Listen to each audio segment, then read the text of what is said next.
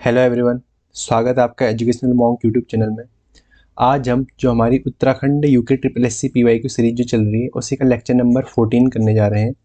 इस lecture series में हम history, geography, polity, economics, environment science जो भी सारे क्वेश्चंस पूछे गए हैं यूके ट्रिपल एस सी के प्रीवियस ईयर पेपर्स में उनको हम डिस्कस करते हैं और हर लेक्चर में हम 10-10 क्वेश्चन करते हैं। अभी तक इसके 13 लेक्चर हो चुके हैं, तो आप उन लेक्चरों को भी देख सकते हैं और वो आपके लिए एग्ज़ाम के लिए काफ़ी ज़्यादा बेनिफिशियल होने वाले हैं। ये आपके आगामी एग्ज़ाम में जो भी Uttarakhand UK triple S C जो एग्ज़ाम लेता है उसके लिए तो हेल्पफुल है ही, साथ में आप यूके PSC के लिए भी रेफरेंस के लिए ले सकते हैं क्योंकि क्वेश्चंस तो वही रहते हैं, जीएस तो वही रहती है, तो उसके लिए भी आप इसको देख सकते हैं। तो ये आपके एग्जाम में आए क्वेश्चन है। हर क्वेश्चन के हम ऑप्शंस को भी डिस्कस करते हैं, तो जिससे जितनी भी रेलेवेंट क्वेश्चन आपके पॉसिबल होंगे तो उनको हम डिस्कस करते हैं और ये आपके आगामी जो भी एग्ज़ाम है उनके लिए बहुत ज़्यादा बेनिफिशियल होने वाले हैं, चाहे वो यूके ट्रिपल एस सी का एग्ज़ाम हो चाहे यूके PSC जो एग्ज़ाम कंडक्ट कराता है। तो आज के लेक्चर की शुरुआत करते हैं आज के पहले क्वेश्चन से। आज का पहला क्वेश्चन है, भारत में किस संवैधानिक संशोधन के अनुसार GST बिल पारित हुआ था और इसे किस अनुच्छेद के अंतर्गत GST काउंसिल बनाई गई थी। ठीक है, किस अनुच्छेद के अंतर्गत GST काउंसिल है और GST बिल कब पारित हुआ था, ये क्वेश्चन। ठीक है, तो GST से सबसे पहले तो क्वेश्चन ये आता है कि GST का बिल कौन से नंबर का है, ठीक है, कौन सा विधेयक बना। ठीक है, तो इसमें देखो, अगर ऑप्शंस को आप ऑब्जर्व करो तो इसमें आपको थोड़ा सा हिंट मिल जाएगी। अगर आपको इनमें से कोई एक चीज़ भी आती है, या तो बिल के बारे में आपको पता है या GST काउंसिल का आर्टिकल पता है, तो आप यहाँ कर सकते हैं। अब देखो यहाँ पे क्या है, ऑप्शंस अगर ऑब्जर्व करें तो संविधान संशोधन विधेयक ऑप्शन ए देखें तो 103वां और अनुच्छेद 279, और संविधान संशोधन 100वां अनुच्छेद 278, संविधान संशोधन विधेयक 101 और अनुच्छेद 279 का ए, और डी में क्या है 100 और अनुच्छेद 279 का ए। तो GST को याद करने के लिए इस तरीके से कर सकते हैं, GST एक तरीके से सगुन का देते हैं ना, सगुन का कितने रुपए देते हैं, 101 रुपये, ठीक है, इस तरीके से देते हैं ना। तो GST का जो बिल है वो कौन से नंबर का बिल है, 101वां संविधान संशोधन विधेयक यानी कि कॉन्स्टिट्यूशनल अमेंडमेंट एक्ट, और कब का है, ये है 2016 का। 2014 से इस पे बात चल रही थी, लेकिन 2016 में जाके ये एक्ट बन गया। तो ये क्या है, एक्ट कौन से नंबर का है, 101वां एक्ट है। लेकिन अगर बिल की बात करें, ठीक है, वैसे क्वेश्चन में थोड़ा सा क्या है, थोड़ा सा क्वेश्चन में देखो बिल नहीं होना चाहिए, इसकी जगह एक्ट होना चाहिए था, क्योंकि हर बिल एक्ट नहीं बन पाता। ये बिल तो है कौन सा, 122वें नंबर का बिल है, क्योंकि बिल बहुत सारे होते हैं लेकिन सारे एक्ट नहीं बन पाते हैं। तो 101वें नंबर का ये एक्ट है। वैसे अगर क्वेश्चन में अगर ऑप्शंस देखें तो कोई मैच नहीं कर रहा, 122वां तो दिया ही नहीं है, तो बेसिकली यहाँ पे बिल इन द सेंस की एक्ट की बात कर रहे हैं। ठीक है, एक्ट यानी अधिनियम की बात कर रहे हैं, हर बिल अधिनियम नहीं बन पाता है। तो 122वें नंबर का क्या था, ये बिल था, और 101वें नंबर का संविधान संशोधन विधेयक था ये। ठीक है, एक्ट था। तो अगर क्वेश्चन को देखें तो इसी से हमारा आंसर आ जाएगा। और कौन से अनुच्छेद में GST काउंसिल है, 279 के ए में GST काउंसिल के बारे में बताया गया। तो ऑप्शन नंबर सी इसका राइट आंसर होगा। अब GST से रिलेटेड कुछ फैक्ट देखते हैं। सबसे पहले तो ये क्वेश्चन आता है कि ये कौन सी समिति की सिफारिश पे बना था, GST जो है हमने बनाया, कौन सी समिति थी। तो ये काफ़ी इंपॉर्टेंट समिति है, इसको आप याद रखिएगा, विजय केलकर समिति, विजय केलकर समिति। और GST का जो कॉन्सेप्ट है ये कहाँ से आया है, ये बेसिकली सबसे पहले फ्रांस में यूज किया गया था। फ्रांस में ये जो GST का कॉन्सेप्ट है ये यूज किया गया था, 1954 से चल रहे हैं। ठीक है, 1954 में फ्रांस में GST का कॉन्सेप्ट यूज किया था। इंडिया ने तो क्या करा, 2016 में एक्ट बनाया और 1 जुलाई 2017 से पूरे भारत में GST को लागू कर दिया गया। अच्छा, अब इसमें क्वेश्चन ये बनता है कि हाल ही में GST में क्या हो रखा है, सितंबर 2025 में क्या कर रखे हैं, GST को इसके जो रेट है वो रिवाइज कर रखे हैं, तो इससे क्वेश्चन बन सकता है। तो इसको भी ध्यान में देखते हैं। तो GST में पहले कौन कौन सी स्लैब थे, कौन कौन से टैक्स स्लैब थे, पहले पहले कौन से थे और अब कौन से रह गए, उसको देखते हैं। तो पहले था 0 था, 5, 12 और 28, ये क्या थी, ये पहले स्लैब थी। और अब क्या कर दिए हैं, अब 0 है, 5 है, 12 है और सीधे 40% है। इस तरीके से अब ये स्लैब बन गई है। तो इससे क्वेश्चन प्रोबेबल है ये पहले क्वेश्चन पूछा गया है, उसके रिस्पेक्ट में हमने ये देख लिया। और अभी हाल ही में इसमें क्या कर रखा है, संशोधन कर रखा था। 0, 5, 12 और 40% अब GST होगी। 40% बेसिकली लग्जरी गुड्स के लिए, 5% 0% तो क्या होता है, इसेंशियल आइटम के लिए होती है, फिर 5% थोड़ा सा जो बेसिकली कॉमर्शियल यूज के लिए होती है, फिर 40% सबसे ज़्यादा जो लग्जरी आइटम होते हैं, जो लग्जरी कार वार है, उस पर 40% का टैक्स लगेगा। तो इस तरीके से GST के बारे में हो गए। और GST काउंसिल का हेड कौन होता है, वित्त मंत्री। बेसिकली GST से रिलेटेड जो भी है फाइनेंस मिनिस्ट्री के अंदर आते हैं। अगला क्वेश्चन देखते हैं, किस प्रसिद्ध व्यक्ति ने नारा दिया था वेदों की ओर लौटो। बहुत इंपॉर्टेंट नारा है, वेदों की ओर लौटो।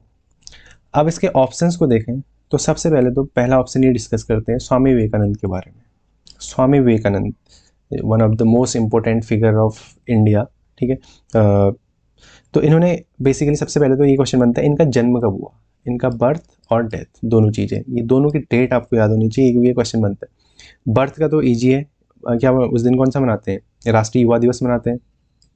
12 जनवरी को हुआ था इनका जन्म, और कब हुआ था, 1863 में। और गांधी जी का कब हुआ था, 1869 में, 2 अक्टूबर 1869। ये तो सबको पता ही होता है। उससे 6 साल पहले स्वामी विवेकानंद का, ठीक है, ऐसे करके याद कर सकते हो। और गांधी जी का भी साथ में ऐसे याद रख सकते हो। और डेथ हुई थी इनकी 4 जुलाई 1902 को, यानी कि काफ़ी कम उम्र में इनकी मृत्यु हो गई थी। लेकिन इन्होंने जो काम करे वो हमारे क्या है, भारत के लिए और समस्त विश्व के लिए बहुत ज़्यादा हेल्पफुल है। अच्छा, इनसे रिलेटेड सबसे पहला फैक्ट तो ये आता है कि इन्होंने क्या करा था, एक इम्पोर्टेंट जो समिट पे गए थे 1893 में, शिकागो में जो विश्व धर्म सम्मेलन हुआ था, उसमें इन्होंने जो भाषण दिया था, ठीक है, जिसमें इन्होंने बोला था, स्टार्टिंग करी थी माय ब्रदर्स एंड सिस्टर्स से, जिससे सारे लोग उठ के तालियां बजाना शुरू कर दिया था लोगों ने, ठीक है। तो बेसिकली इन्होंने वहाँ Hindu philosophy to the west करके, इन्होंने मतलब जो हिंदू फिलोसफी को वेस्ट में यानी पश्चिम में हिंदू फिलोसफी को प्रसारित करने का काम करा। और इन्होंने क्या करा, रामकृष्ण मिशन की स्थापना करी। कब, 1897 में रामकृष्ण मिशन की स्थापना करी, ठीक है। बेलूर में इसका हेडक्वार्टर बनाया गया। तो दूसरा ऑप्शन है रामकृष्ण, जो क्या थे, विवेकानंद जी के गुरु थे। और विवेकानंद जी का बचपन का नाम क्या था, नरेंद्र नाथ दत्त था, ठीक है। और इनको स्वामी विवेकानंद की उपाधि किसने दी थी, खेतड़ी के महाराज ने दी थी। ठीक हो गया। तो इस तरीके से ये क्वेश्चन हो गए। अच्छा, इनकी जो फिलोसफी थी वो बेसिकली किस पे डिपेंड करती है, अद्वैत वेदांत की फिलोसफी को इन्होंने प्रसारित किया, अद्वैत वेदांत की फिलोसफी को। अच्छा, इनकी बुक्स हैं, कुछ इंपॉर्टेंट बुक्स हैं, ये आपको याद होनी चाहिए और पता भी होनी चाहिए। और आई रिकमेंड कि इनको आप पढ़िए भी, ठीक है। काफ़ी एक बुक तो मैंने पढ़ी है, कौन कौन सी है, राजयोग, कर्मयोग, इसमें से मैंने कर्मयोग पढ़ रखी है। राजयोग, कर्मयोग और ज्ञान योग, इनकी बुक है। बाकी भी मेरी पढ़ने की इच्छा है, ठीक है, जब टाइम मिलेगा मैं पढ़ूंगा। तो ये आप याद रखिए और इनको पढ़िए भी, मैं रिकमेंड करूँगा, काफ़ी अच्छी बुक्स हैं। अच्छा, तो ये क्या हो गया स्वामी विवेकानंद जी के बारे में। तो अब क्वेश्चन का स्वामी विवेकानंद जी को हमने डिस्कस कर लिया, रामकृष्ण परमहंस जी को हमने डिस्कस कर लिया। अगला ऑप्शन है दयानंद सरस्वती, और इस क्वेश्चन का राइट आंसर क्या है, दयानंद सरस्वती। इन्होंने ही क्या दिया था, वेदों की ओर लौटो का नारा दिया था। अब दयानंद सरस्वती के बारे में डिस्कस करते हैं कि इन्होंने क्या क्या काम करे, ठीक है। ये भी एक इम्पोर्टेंट फिगर है जिन्होंने क्या करा, भारतीय समाज सुधार में बहुत ज़्यादा इनका योगदान है, ठीक है। स्वामी दयानंद सरस्वती सबसे पहले क्वेश्चन तो बनता है, दयानंद सरस्वती का बचपन का नाम क्या था। स्वामी दयानंद सरस्वती के बचपन का नाम था मूल शंकर तिवारी या मूल शंकर, ठीक है। स्वामी दयानंद सरस्वती का मूल शंकर। और ये किससे बिलोंग करते हैं, आर्य समाज से। आर्य समाज की स्थापना कब करी इन्होंने, 1875 ईस्वी में, ठीक है, आर्य समाज। अच्छा, स्वामी दयानंद सरस्वती ने ही सबसे पहले स्वराज शब्द का उपयोग किया गया था, ठीक है, जिसको भारत में इंडियन फ्रीडम स्ट्रगल में भी यूज किया गया, ठीक है। और बाल गंगाधर तिलक जो इनके ही डिसाइपल थे, एक तरीके से दयानंद सरस्वती को फॉलो करते थे। बाल गंगाधर तिलक ने बोला था स्वराज मेरा जन्म सिद्ध अधिकार है, नारा दिया था उन्होंने, ठीक है। और सरदार वल्लभ भाई पटेल भी इनको फॉलो करते थे। तो स्वराज शब्द का इन्होंने उपयोग किया था। और इन्होंने एक और नारा दिया था, इंडिया फॉर इंडियंस, भारत भारतीयों के लिए, ठीक है। इस तरीके से चाहे हिंदी में इंग्लिश में दोनों तरीके से आपको पता होना चाहिए। और इनकी फेमस बुक है स्वामी दयानंद सरस्वती की, कौन सी, सत्यार्थ प्रकाश। ये तो सभी को पता ही होती है, सत्यार्थ प्रकाश। और एक और इनकी इंपोर्टेंट बुक है ऋग्वेद भाष्य भूमिका, ये भी कभी कभी एग्जाम में पूछी जा सकती है, ठीक है। आई थिंक एक एग्जाम में पूछी गई भी, ठीक है। ऋग्वेद भाष्य भूमिका मतलब मिलान वाला क्वेश्चन था, उसमें शायद से बुक पूछी गई है, ऋग्वेद भाष्य भूमिका। अगला ऑप्शन है हमारा शिवनारायण अग्निहोत्री। शिवनारायण अग्निहोत्री से सिर्फ एक चीज़ याद रखनी है आपको, क्या? देव समाज। देव समाज की स्थापना करी इन्होंने, जैसे ब्रह्म समाज था उसी तरीके से देव समाज भी था, ठीक है। 1887 ईस्वी में कहाँ? लाहौर में देव समाज की स्थापना करी किसने? शिवनारायण अग्निहोत्री, ठीक है। तो इस तरीके से इस क्वेश्चन के हमने ऑप्शन डिस्कस कर लिया। अगला क्वेश्चन देखते हैं। संसद ने राष्ट्रीय अल्पसंख्यक आयोग अधिनियम कब पारित किया? जो भारतीय संसद है उन्होंने अल्पसंख्यकों के हितों के लिए राष्ट्रीय अल्पसंख्यक आयोग अधिनियम पारित किया गया। ये कब किया गया? 1992 में। माइनॉरिटीज के लिए 1992 में अल्पसंख्यक आयोग अधिनियम पारित किया गया था। अच्छा, अब अल्पसंख्यक होते कौन है? अगर इंडियन गवर्नमेंट की बात करें तो अल्पसंख्यक किसको माना गया? तो जो 5 धर्म है, 5 धर्म से जो बिलोंग करते हैं, कौन कौन से धर्म से? मुस्लिम, ईसाई यानी कि क्रिश्चियन, मुस्लिम, ईसाई, सिख, सिख धर्म से सिख हो गए, और बौद्ध, सिख, बौद्ध और पारसी, ये जो 5 धर्म है इनको अल्पसंख्यक माना गया है, ठीक है। और इसी के लिए क्या है? अल्पसंख्यक मंत्रालय भी है, और जो क्या करता है? अल्पसंख्यकों के कल्याण के लिए काम करते हैं। अगला क्वेश्चन देखते हैं। भारत के मौसम मानचित्र का निर्माण कौन करता है? बेसिकली जो मौसम की पूर्वानुमान आता है, या मौसम किस तरीके से चलेगा हमारे, ठीक है। तो मौसम का एग्रीकल्चर के लिए मौसम के बारे में जानकारी होना बहुत ज़रूरी है। और इंडिया क्या है? एक एग्रीकल्चर बेस्ड इकोनॉमी है, ठीक है, जिसमें एग्रीकल्चर का बहुत इंपॉर्टेंट रोल रहता है। इंडिया की मोस्ट ऑफ द पॉपुलेशन क्या है? एग्रीकल्चर सेक्टर में लगी हुई है, ठीक है, एग्रीकल्चर सेक्टर से जुड़ी हुई है। तो भारत के जो मौसम मानचित्र का निर्माण कौन करता है? Indian meteorological department. ये तो इजी क्वेश्चन है, भारतीय मौसम विभाग, ठीक है, भारतीय मौसम मानचित्र का निर्माण करता है। अच्छा, अब भारतीय मौसम विभाग जो है ये क्या करता है? डेली बेसिस पे डेटा देता है, ठीक है, मौसम के बारे में जानकारी देता है। तो ये सब कौन करता है? एक IMD, जो इंडियन मेट्रोलॉजिकल डिपार्टमेंट का पुणे में डेटा सेंटर है। ये कभी ये क्वेश्चन बन सकता है। पुणे में जो डेटा सेंटर है वहाँ से सारी की सारी डेली बेसिस पे जो अपडेट होती हैं वो प्रकाशित होती है। और सबसे पहले भारतीय मौसम विभाग के लिए जो डेटा, इसकी सबसे पहले तो इसकी स्थापना हुई थी 1875 में, 1875 ईस्वी में, जब क्या बना था? आर्य समाज की भी स्थापना हुई थी। इस तरीके से आप लिंक करके याद कर सकते हैं। इसे यही तरीका होता है सन को याद करने का, कहीं से लिंक कर लो किसी को, ठीक है, जैसे भी आपको सूटेबल लगता है। और इन्होंने डेटा देना शुरू करा था उसके 3 साल बाद 1878 ईस्वी से इन्होंने रेगुलर डेटा प्रसारित करना शुरू करा था। इस तरीके से हमने इस क्वेश्चन के भी ऑप्शन डिस्कस कर लिया। अगला क्वेश्चन देखते हैं। निम्न में से कौन सा राज्य भारत में भाषाई आधार पर बनने वाला पहला राज्य था? जब भारत आज़ाद हुआ 1947 में, उसके बाद क्या हुआ?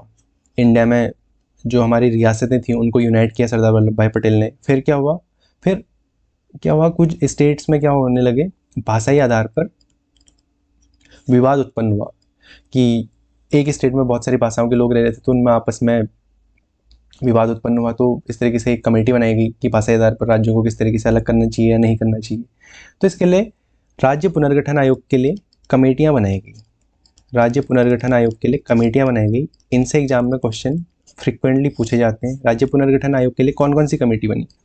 सबसे पहले तो एक कमेटी बनाई गई थी, कौन सी? SK धर कमेटी, 1948 में, 1948 में SK धर कमेटी बनाई थी। फिर इसके बाद JVP कमेटी बनाई थी, जवाहरलाल नेहरू, वल्लभ भाई पटेल और पट्टाभी सीतारामैया, ठीक है, इनको मिला के एक कमेटी बनाई गई 1951 में। नहीं, इस 1951 में इन्होंने रिपोर्ट दी थी, बनी ये पहले थी, इनकी ये बाद में तक चली थी क्योंकि वल्लभ भाई पटेल की तो मृत्यु हो गई थी, ठीक है, मतलब ये पहले मैंने कमेटी बनाई थी 1948-49 के आसपास ही बनाई गई थी, लेकिन इन्होंने जो रिपोर्ट है बाद में दी थी, ठीक है, JVP कमेटी भी है। अच्छा, फिर ऐसे ही क्या हुआ? फिर राज्य पुनर्गठन आयोग के लिए पहली राज्य पुनर्गठन आयोग कमेटी बनाई गई, ठीक है, ये इंपॉर्टेंट है, फजल अली की अध्यक्षता में। फजल अली जी की अध्यक्षता में 1953 में ये कमेटी बनाई। उस टाइम जो प्राइम मिनिस्टर थे जवाहरलाल नेहरू जी ने फजल अली की अध्यक्षता में ये कमेटी बनाई। और इसने फजल अली जी की कमेटी में जो कमेटी थी, इसने रिपोर्ट दी कब? 1955 में इन्होंने रिपोर्ट दी। और इसी के बाद एक दूसरी कमेटी भी बनाई राज्य पुनर्गठन आयोग की, सेकंड कमेटी, ये बनी थी 1956 में। लेकिन इंपॉर्टेंट कौन सी है? जो 1953 में बनी थी, इसी की रिकमेंडेशन पे इसी का एक एक्सटेंशन था, सेकंड जो बनी थी 1953 से 56 तक, इस पे काम किया गया। और इसके अकॉर्डिंग क्या करा? भारत में 14 राज्य और 6 केंद्र शासित प्रदेश बनाए गए। ठीक है। और जो पहला राज्य था भाषा के आधार पर बनने वाला पहला राज्य वो कौन सा था? आंध्र प्रदेश। ठीक है, 1953 में आंध्र प्रदेश को भाषा के आधार पर पहला राज्य बनाया गया, लेकिन इसको एक्चुअल में जो लागू किया गया था 1956 में करा था, लेकिन 1953 से इस पे काम शुरू हो गया था। इसी तरीके से भी कर्नाटका, गुजरात, महाराष्ट्र, नागालैंड, ठीक है, इस तरीके से 14 स्टेट और 6 केंद्र शासित प्रदेशों को भाषा के आधार पर पुनर्गठन किया गया। ठीक है, अगला क्वेश्चन देखते हैं।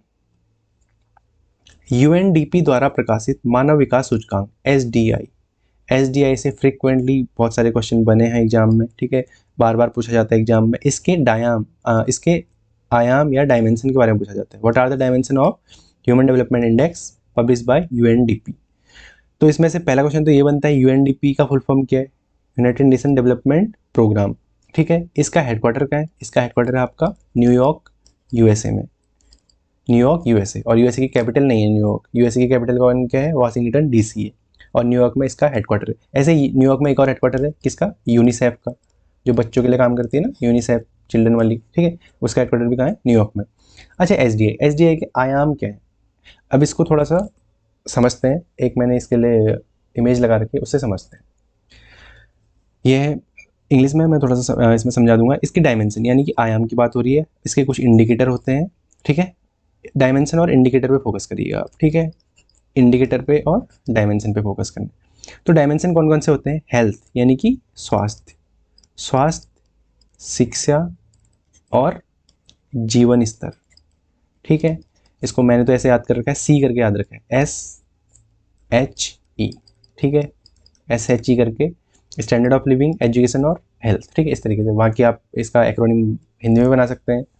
ठीक है, जीसस करके या जो भी आपको सही लगे। ठीक है, हेल्थ, एजुकेशन और स्टैंडर्ड ऑफ लिविंग। अब इसमें क्या होता है, देखो इसके इंडिकेटर के बारे में भी क्वेश्चन बन सकते हैं। तो हेल्थ में क्या होता है? लाइफ एक्सपेक्टेंसी एट बर्थ में, यानी कि जन्म के समय उसकी एक्सपेक्टेड जीवन उसका कितना रहेगा, ये इस तरीके से। एजुकेशन में क्या होता है? कितने साल तक वो स्कूल में गया, और कितना उसका औसत स्कूल में कितना गया वो, और एक्सपेक्टेड मतलब कितने टाइम तक उसकी स्कूलिंग हुई, कितने टाइम तक उसने शिक्षा ली। ठीक है, तो ये एजुकेशन के अंदर आता है। और स्टैंडर्ड ऑफ लिविंग के अंदर आता है gross national per capita income, मतलब जीवन स्तर के लिए किस तरीके से जीवन यापन करते हैं लोग। ठीक है, उसके बारे में। तो 3 SHE यानी कि इस तरीके से याद रख सकते हैं, स्टैंडर्ड ऑफ लिविंग, एजुकेशन और हेल्थ। अब इसके आयाम, अगर आप क्वेश्चन को देखो अब तो बहुत ईजी हो गया। तो यहाँ पे क्या है, बोल रहे प्रति व्यक्ति आय, आयाम की बात कर रहे हैं, जन्म के समय संभावित आयु और शिक्षा उपलब्धता, per capita income, life expectancy at birth और अवेलेबिलिटी ऑफ एजुकेशन। अब देखो इन तीनों के बारे में क्या है, इंडिकेटर दे रखे हैं ना। लाइफ एक्सपेक्टेंसी एट बर्थ दे रखा है, एक्सपेक्टेड ईयर ऑफ स्कूलिंग दे रखा है, gross national per capita income. ठीक है, gross national per capita income के बारे में भी दे रखा है। यानी कि सारे के सारे आयाम के हैं इसके सही। ठीक है, यानी कि शिक्षा के बारे में भी, स्टैंडर्ड ऑफ लिविंग के बारे में भी, और स्टैंडर्ड ऑफ लिविंग के अंदर क्या आता है? पर कैपिटा इनकम आती है। जन्म के समय संभावित आय, यानी कि देखो ये कौन से हेल्थ के अंदर आती है, ये ध्यान देना, ये भी क्वेश्चन पूछा गया था कि लाइफ एक्सपेक्टेंसी एट बर्थ किसके अंतर्गत आती है, यानी कि ऐसे किस तरीके से क्वेश्चन पूछा गया था, health, education, standard of living और एक और दिया था। ठीक है, इस तरीके से क्वेश्चन बन जाता है। तो ये क्या है, इसके ऑल ऑफ दी अबव। ठीक हो गया। अच्छा, अब इसी से रिलेटेड ये क्वेश्चन बनता है, जो ये SDI मानव विकास सूचकांक, ये कब से शुरू हुआ? एक क्वेश्चन ये बन जाता है। ये हुआ 1990 से, और इसकी शुरुआत करने के लिए एक भारतीय और एक पाकिस्तानी, दो लोग हैं। कौन? अमर्त्य सेन जी, जिन्हें नोबेल भी मिला था, और इनके साथ महबूब उल हक पाकिस्तान के इकोनॉमिस्ट, और अमर्त्य सेन इंडिया के इकोनॉमिस्ट। ठीक है, अमर्त्य सेन को नोबेल कब मिला? एक क्वेश्चन ये बन जाता है। इन्हें कब मिला? 1998 में इन्हें क्या मिला था? नोबेल प्राइज मिला था। किसको? अमर्त्य सेन को। ठीक है, और 1990 में इन्होंने मानव विकास सूचकांक के बारे में बात करी थी। ठीक है, एक क्वेश्चन ये हो गया। अच्छा, अब यहाँ से इंपॉर्टेंट चीज़ एक ये बन जाती थी, अमर्त्य सेन की बुक्स के बारे में पूछ ले जाते हैं कभी कभी क्वेश्चन। तो अमर्त्य सेन की एक दो इंपॉर्टेंट बुक देख लेते हैं। एक तो क्या है, पॉवर्टी एंड फेमाइन, यानी कि गरीबी और अकाल। और एक और इम्पोर्टेंट बुक है इनकी, द आर्ग्यूमेंटेटिव इंडियन। इसको आप इसी तरीके से याद रखिए, आर्ग्यूमेंटेटिव इंडियन। ये दो इंपॉर्टेंट बुक है इनकी, ये आपको याद रखनी चाहिए। अगला क्वेश्चन देखते हैं। निम्नलिखित में से कौन सा कथन श्रम के उत्पादन के साधन के रूप में विशेषता नहीं रखता है। अब ये प्योर इकोनॉमी वाला क्वेश्चन है, ठीक है, इसको थोड़ा समझते हैं, ठीक है। इस तरह क्वेश्चन जनरली नहीं पढ़ते हैं बच्चे, ठीक है, लेकिन एग्जाम में आया हुआ है तो आप ध्यान से समझ लेंगे, जो क्वेश्चन आता है उसके अकॉर्डिंग उसको समझ लेंगे तो नेक्स्ट टाइम अगर एग्जाम में आएगा तो आसानी से कर सकते हैं। श्रम के उत्पादन के साधन यानी कि लेबर की बात हो रही है, ठीक है, लेबर यानी कि श्रम, श्रम किस तरीके से किया जाता है और इसके अंतर्गत क्या क्या चीज़ें आती हैं। अब इसको थोड़ा सा समझते हैं, फिर इस क्वेश्चन के आंसर पे आते हैं, ठीक है। इसके एक बार ऑप्शन डिस्कस कर लेते हैं। श्रम उत्पादन का सक्रिय साधन है, श्रम नाशवान है, श्रम दक्षता में अंतर होता है, श्रम उत्पादन का उत्पादित साधन है। अब क्वेश्चन क्या पूछा है, कौन सा कथन विशेषता नहीं रखता है, ये इंपॉर्टेंट है, आपको क्वेश्चन को हमेशा ध्यान से पढ़ना है, नहीं पूछा गया। तो अब इसको थोड़ा समझते हैं, लेबर के अंदर क्या क्या चीज़ें होती हैं। अब यह कैरेक्टरिस्टिक्स ऑफ लेबर यानी कि लेबर की क्या विशेषताएं होती हैं। लेबर जनरली हम अभी तक, जैसे अब तो एआई वाली चीज़ें आ गई, लेकिन अभी तक क्या होता है, ह्यूमन फैक्टर यानी कि मानवीय होता है, श्रम के अंदर मानवीय होता है, ठीक है।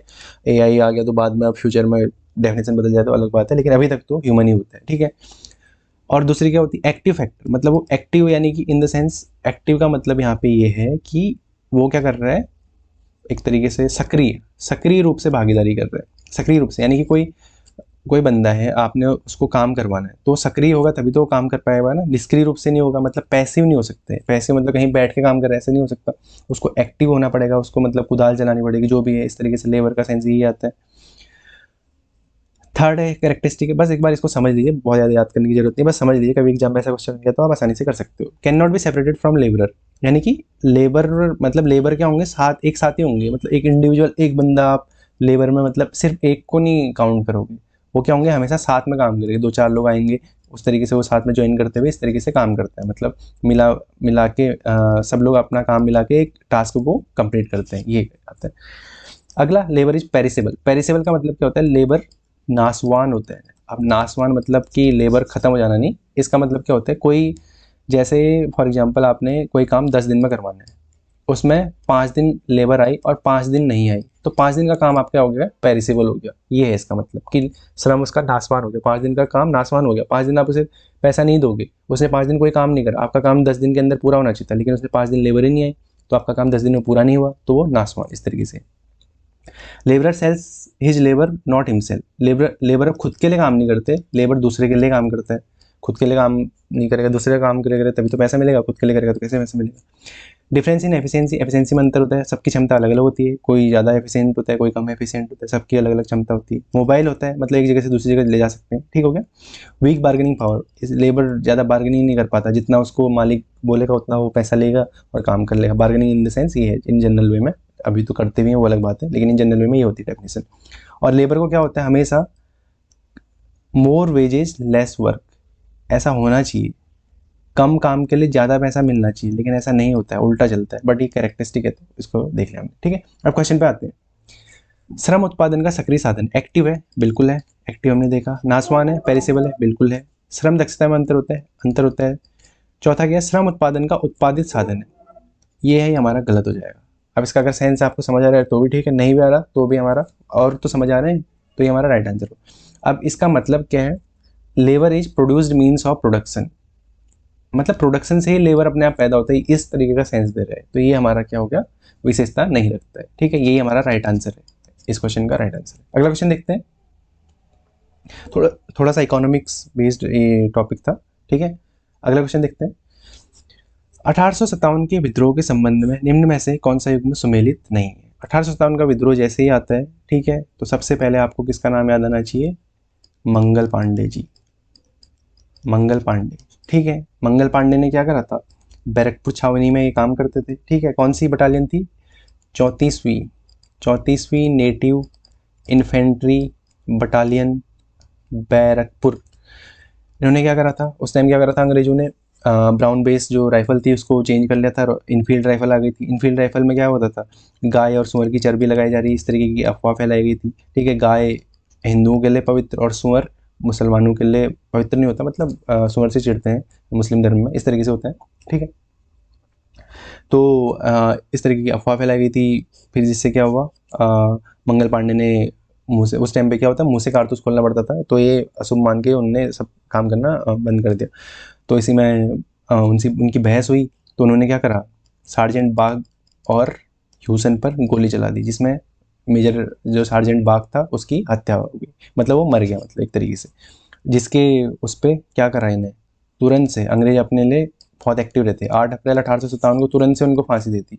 ये 29 मार्च के आसपास इन्होंने क्या करी, गोली चलाई और 8 अप्रैल को उसको मंगल पांडे जी को फांसी दे दी गई। तो ये हुआ, ठीक है। फिर यहीं से इस क्रांति की बेसिकली एक शुरुआत मानी जाती है। लेकिन एक्चुअल में जो क्रांति जिसने प्रॉपर, जिसमें लोगों ने पार्टिसिपेट करा, वो कब से हुई, 10 मई 1857 से। अब किसने कहाँ से लीड करा, अब वो उसको ऑब्जर्व करते हैं। अब इसमें पहला ऑप्शन है कानपुर। कानपुर से नाना साहब, बिल्कुल सही है। कानपुर से नाना साहब और तात्या टोपे। नाना साहब के साथ एक और थे, कौन, तात्या टोपे जी। और कानपुर से नाना साहब और तात्या टोपे ने तो काम करा, लेकिन दबाया किसने, विद्रोह को दबाने का काम किसने करा, वो भी आपको याद रखना जरूरी है। किसने करा, कैम्पबेल ने। कैम्पबेल ने कानपुर और लखनऊ में विद्रोह को दबा दिया था, ठीक है। अगला ऑप्शन है मेरठ। मेरठ में देवी सिंह ने। मेरठ में कौन सा युग में देखो क्वेश्चन में क्या पूछा था, कौन सा युग में सुमेलित नहीं है पूछा गया था। यहाँ भी एग्जामिनर आजकल क्वेश्चन ऐसे पूछ रहे हैं, आपने पढ़ा नहीं, फटाफट सीधे टिक मार के आगे चल गया, आपने आगे ऑप्शन नहीं देखे, लेकिन उसने नहीं है पूछा। मेरठ से देवी सिंह नहीं थे। देवी सिंह नहीं थे, कौन थे, तो उसको समझते हैं। दूसरा हमारा सही नहीं, यानी कि इस क्वेश्चन का राइट आंसर क्या होगा, दूसरा ही हमारा राइट आंसर है। अब लेकिन हम ऑप्शंस को, सारे ऑप्शंस को डिस्कस कर रहे हैं, तो देखते हैं किस तरीके से क्या हुआ, ठीक है। तो देखते हैं मेरठ में, मेरठ से कौन थे, देवी सिंह नहीं थे। मेरठ से एक इम्पोर्टेंट फिगर थे जिनका नाम वैसे कम डिस्कस होता है, लेकिन मेरठ में तो डिस्कस होता है, लेकिन और जगह कम होता है। धन सिंह कोतवाल जी। धन सिंह कोतवाल गुर्जर, या धन सिंह गुर्जर करके, ये कोतवाल थे। ये अंग्रेजों के अंदर काम करते थे, लेकिन क्रांति के दौरान इन्होंने क्या करा, भारतीयों का साथ दिया और इन्होंने नारा दिया मारो फिरंगियों को, ठीक है। मारो फिरंगी को, जैसे मंगल पांडे ने भी नारा दिया था, उसी नारे को इन्होंने मारो फिरंगी को, इस तरीके का नारा देके इन्होंने क्रांति की शुरुआत करी। और मेरठ से ही इस क्रांति की एक्चुअल में शुरुआत मानी जाती है। 10 मई 1857 को मेरठ से ही दिल्ली की तरफ कूच कर दिया था लोगों ने, ठीक है। फिर ये क्रांति अलग अलग फैली उत्तर भारत में, ठीक है, लेकिन दक्षिण भारत में तो ज़्यादा नहीं फैली, उत्तर भारत में काफ़ी जगह फैली। तो ये हो गया। मेरठ से कौन थे, धन सिंह कोतवाल और एक कदम सिंह गुर्जर करके भी थे। इन दोनों ने नेतृत्व करा था, ठीक है। धन सिंह कोतवाल ने क्या करा था, इनका मेरठ में जो इनका गांव है वहाँ पे इनकी मूर्ति भी लगी है, ठीक है। सेलिब्रेटेड एक फ्रीडम फाइटर रहे हैं। अगला है इलाहाबाद। इलाहाबाद से कौन थे, इलाहाबाद से लियाकत अली, बिल्कुल सही है, ये भी सही है हमारा। और बरेली से कौन थे, खान बहादुर खान। तो इलाहाबाद में जो विद्रोह को दबाया वो किसने दबाया, कर्नल नील ने। इलाहाबाद से जो विद्रोह को दबाया किसने, कर्नल नील ने। और बरेली से कौन थे, खान बहादुर खान थे। और बरेली से कौन थे, खान बहादुर खान। ऐसे ही आपका लखनऊ से कौन थी, बेगम हजरत महल। बेगम हजरत महल, उस टाइम लखनऊ बेसिकली अवध था, अवध किंगडम की थी ये, ठीक है। तो इनके हस्बैंड की डेथ हो गई थी, तो उसके बाद इनने बेगम हजरत महल ने वहाँ का संभाला। और इसको दबाया किसने, लखनऊ और कानपुर आसपास ही हैं, तो यहाँ बेसिकली कैम्पबेल ने दबाया। और झांसी से तो आपको पता ही है, झांसी से कौन थी, रानी लक्ष्मीबाई, ठीक है। खूब लड़ी मर्दानी वो झांसी वाली रानी थी, ये आपने कविता सुनी होगी, ठीक है। और किसने दबाया, यूरोज ने। और यूरोज ने एक शब्द बोला था झांसी की रानी के सम्मान में, कि इस पूरे स्वतंत्रता संग्राम में जो 1857 का था, उसमें केवल एक मर्द झांसी की रानी यानी कि लक्ष्मीबाई थी। और झांसी की रानी का बचपन का नाम क्या था, मणिकर्णिका था, ठीक है। इस तरीके से इस क्वेश्चन का अगर राइट आंसर देखें तो हमारा मेरठ वाला ऑप्शन गलत है, यानी कि वो सुमेलित नहीं, बाकी सब सुमेलित हैं। अगला क्वेश्चन देखते हैं, निम्न में से कौन सा श्रम उत्पादन के साधन के रूप में विशेषता नहीं रखता है। ये क्वेश्चन एक्चुअली 2 बार रिपीट हो गया। चलो हमने इसका आंसर देख लिया है, श्रम उत्पादन का उत्पादित साधन है, ये हमने डिस्कस कर लिया है, ठीक है। इस क्वेश्चन का राइट आंसर ये हो गया। अगला क्वेश्चन देखते हैं, क्या है, सर्वे ऑफ इंडिया की स्थापना किस वर्ष में हुई। सर्वे ऑफ इंडिया का बेसिकली जो शुरुआत करी थी अंग्रेजों ने, क्या करी थी, ईस्ट इंडिया कंपनी के टाइम पे। ईस्ट इंडिया कंपनी यानी कि 1857 से पहले की बात हो रही है। ईस्ट इंडिया कंपनी ने अपनी टेरिटरी को फैलाने के लिए, यानी कि अपने क्षेत्र को फैलाने के लिए और अपने क्षेत्र को रेगुलेट करने के लिए सर्वे ऑफ इंडिया की स्थापना करी, जिसके थ्रू क्या की जाती थी, मैपिंग की जाती थी अलग अलग क्षेत्रों की। तो इसकी जो बेसिकली शुरुआत करी थी उस टाइम पे, एक पर्सन का नाम याद रखना, जेम्स रेनिल, इसी को सर्वे ऑफ इंडिया का संस्थापक माना जाता है। और ये जो शुरुआत करी थी ये कब करी थी, 1767 में, ठीक है। तो क्या करा था बेसिकली, ईस्ट इंडिया कंपनी ने अपना प्रसार करने के लिए और भारत में राज करने के लिए, अपनी टेरिटरी को फैलाने के लिए एक मैपिंग करके कहाँ कहाँ हम किस तरीके से राज करेंगे, किस तरीके से एडमिनिस्टर करेंगे, तो उन्होंने यहाँ प्रशासन कैसे चलाएंगे, जेम्स रेनेल के अध्यक्षता में सर्वे ऑफ इंडिया की स्थापना करी। पहले इसकी स्थापना बंगाल में करी थी, तो हेडक्वार्टर वहीं था। अभी अभी इसका जो हेडक्वार्टर है वो कहाँ है आपका, देहरादून में। ठीक है, देहरादून में और किसका हेडक्वार्टर है, FRI फॉरेस्ट रिसर्च इंस्टीट्यूट का है। ठीक है, और ऐसे ही वाडिया इंस्टीट्यूट है, वाडिया भूविज्ञान संस्थान, ये भी कहाँ है, देहरादून में। ठीक हो गया, ये सब चीज़ें कहाँ हैं आपकी, देहरादून में पड़ती हैं। अब इस तरीके से हमने आज के क्वेश्चन और आज का लेक्चर डिस्कस करा, बाकी देखते हैं नेक्स्ट लेक्चर में। Thank you.